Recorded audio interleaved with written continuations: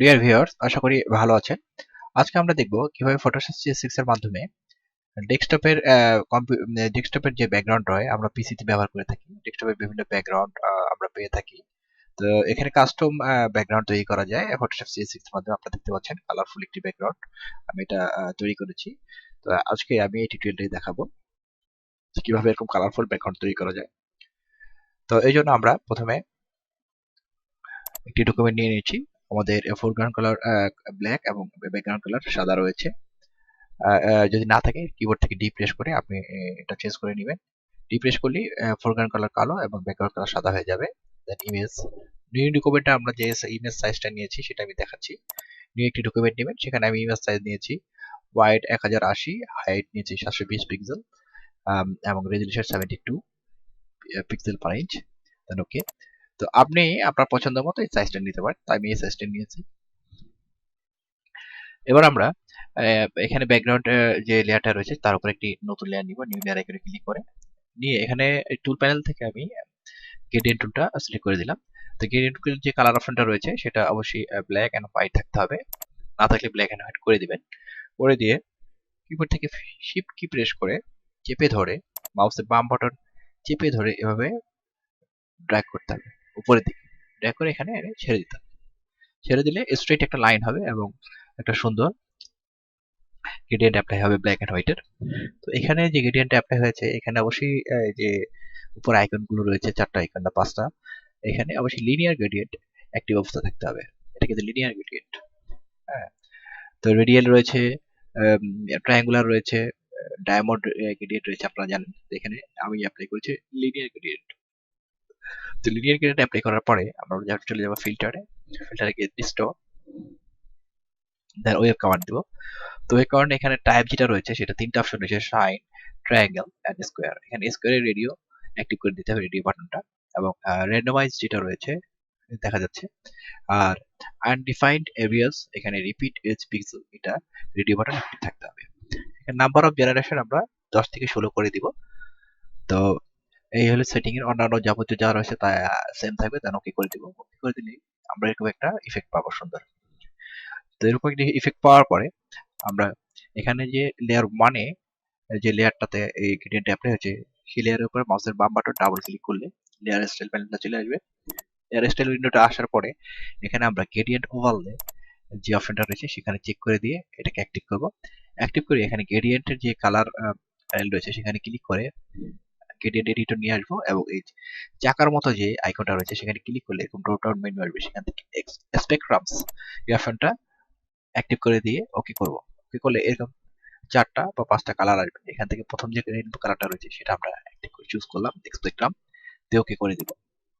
ওকে করে দিলে এরকম দেখা যাবে যে গ্রেডিয়েন্ট অ্যাপ্লাই হয়েছে, দেখা যাচ্ছে রেইনবো গ্রেডিয়েন্ট কালারফুল। দেন এখানে যে অ্যাঙ্গেলটা রয়েছে অ্যাঙ্গেলটা আমরা এখানে 0 করে দিব। 0 করে দেওয়ার সাথে সাথে আপনারা দেখতে পাচ্ছেন আর যে রেইনবোটা ছিল সেটা লম্বানবি বা হরাইজন্টালি ভার্টিক্যালি হয়ে গেছে, খাড়াখাড়ি খাড়া।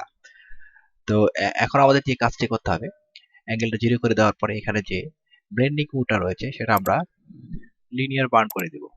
লিনিয়ার বার্ন করে দেওয়ার সাথে সাথে দেখা যাচ্ছে যে এখানে আমাদের যে ইফেক্টটা ব্যাকগ্রাউন্ডের যে ইফেক্টটা সেটা আমার চেঞ্জ হয়ে গেছে। দেন ওকে করে দিব। ওকে করে দেওয়ার পরে এখন আমরা যে কাজটি করব, এখন আমরা আরেকটা লেয়ার নিয়ে নিব। নিউ লেয়ার আইকনে ক্লিক করে নিয়ে এখানে পূর্বের যে গ্রেডিয়েন্ট টুলটা রয়েছে সেটা পিক করে নেবে এখান থেকে ক্লিক করে, এবং ব্ল্যাক এন্ড হোয়াইট থাকা অবস্থায় আমরা পুনরায় শিফট কি প্রেস করে ধরে এভাবে বাম বাটন চেপে ধরে ড্র্যাগ করব। ড্র্যাগ করলে পূর্বের মতো একটা gradient black and white gradient apply হবে। দেন এবার আমরা যে কাজটি করব, এখানে সফট লাইট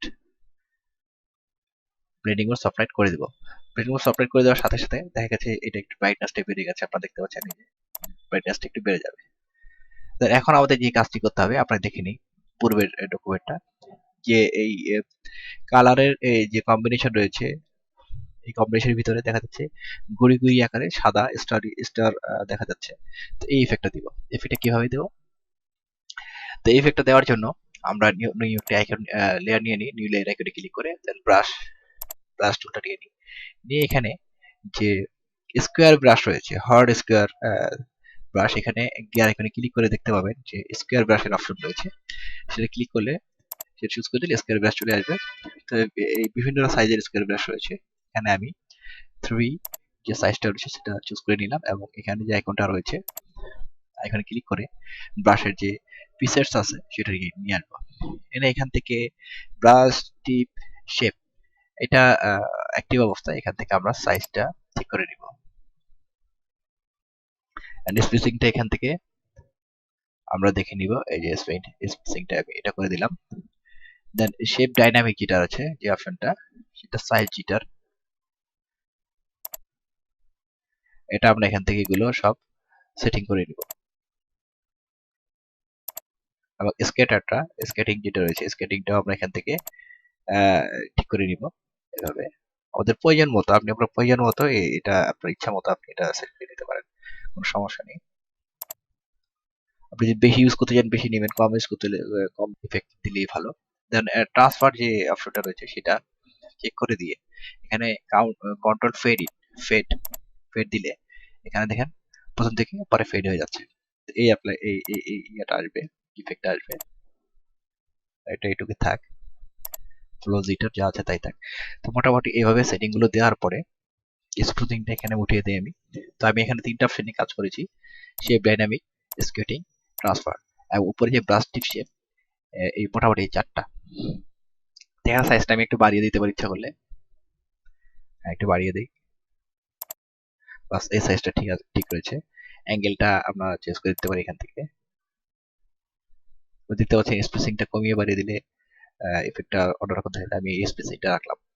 ওকে, তো এখন সাদা কালারটা আমরা উপরে নিয়ে আসবো, অর্থাৎ ফোরগ্রাউন্ড কালার সাদা করে দেবো। সাদা করে দিয়ে এখানে মাউসের বাম বাটন চেপে ধরে নিউ লেয়ার আইকন নিউ লেয়ারটা অ্যাক্টিভ অবস্থায় আমরা উপর থেকে নিচে ড্র্যাগ করব। ড্র্যাগ করলে দেখা যাবে যে আমাদের ইফেক্টটা দেখা যাচ্ছে। আরে এখন আমরা সাইজ বাড়িয়েও কাজ করতে পারি ইচ্ছা করলে, বাড়িয়ে দেই। 10টা মনে হয় বেশি হয়ে যাচ্ছে, এখানে আমি 8 রাখি।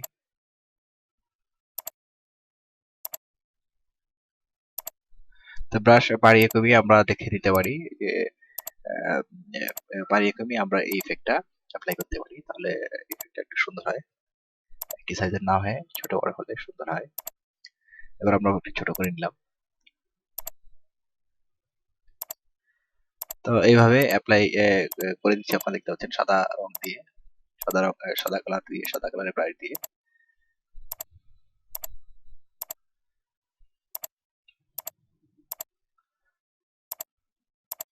তাহলে অ্যাপ্লাই করার পরে এখানে যে ব্লেন্ডিং অপশনটা রয়েছে সেটা আমরা সফট লাইট করে দিতে পারি, অথবা এখানে চেঞ্জ করে করে আমরা দেখতে পারি যে কোন ব্লেন্ডিং কোনটা দিলে এটা বেশি সুন্দর দেখায়। তো এইভাবে আপনি এরকম একটা সুন্দর ব্যাকগ্রাউন্ড তৈরি করতে পারেন ফটোশপ CS6 এর মাধ্যমে। আশা করি এই টিউটোরিয়ালটা আপনাদের কাছে ভালো লেগেছে। যদি টিউটোরিয়ালগুলো ভালো লেগে থাকে অবশ্যই বাংলা টিউটোরিয়াল টিভিকে সাবস্ক্রাইব এবং লাইক করবেন, এবং কোনো প্রশ্ন থাকলে কমেন্ট বক্সে কমেন্ট করে জানাবেন। আশা করি আপনারা এই টিউটোরিয়ালগুলো দেখে দেখে প্র্যাকটিস করবেন। ভবিষ্যতে নতুন কোনো টিউটোরিয়াল নিয়ে আমি আপনাদের সামনে হাজির হব বাংলা টিউটোরিয়াল টিভির মাধ্যমে। ধন্যবাদ।